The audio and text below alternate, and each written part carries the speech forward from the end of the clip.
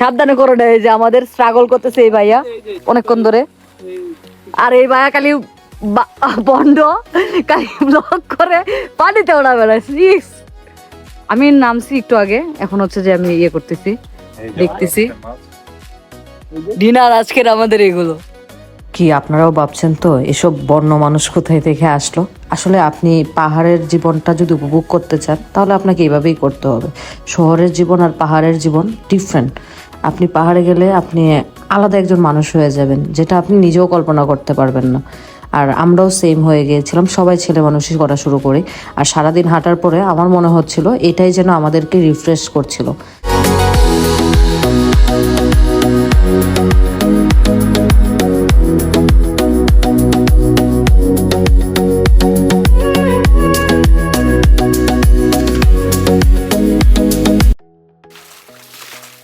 ভাই কি এক টিম নিয়ে এলাম, সব পাগল। ঠিক আছে, আমার দায়িত্ব এগুলো তাড়াতাড়ি দিয়েছি না, মানে শুনবো না। এরা এই যে পাগলামি করবো, এখানে মাছ ধরবে, ধীরে থেকে ধরছেও কয়েকটা বড় বড় চিংড়ি, বলতেছে খাবে, একটু পাগলামি করবো। তা আমি মনে করছি আমি পাগল, ঠিক আছে, বাট আমার টিমে আমরা আরো বড় পাগল দেখেন। বাট আমি এমন একটা টিম পেয়ে খুশি, সেরা একটা টিম পাইছি আমরা মানিকে। ইনশাআল্লাহ আমাদেরকে নিয়ে আমি আবার পাহাড়ে যাব নেক্সট টাইম। কি ভাই, যাবেন না? অবশ্যই সেরা সেরা ভাই, একদম পাগলা টিম, খ্যাপা।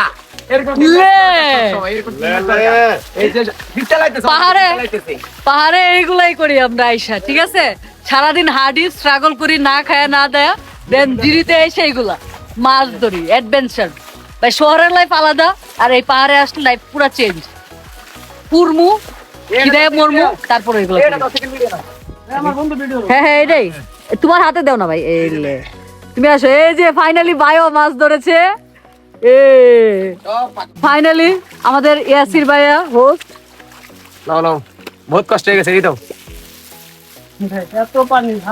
এই যে মাছ ধরেছি, আমার একটা কাম লাগছে অনেক বড়।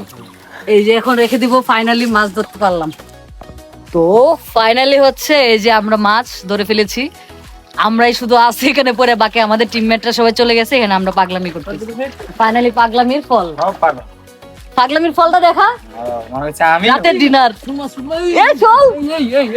চল চল একদম ক্যাপচার। ধরো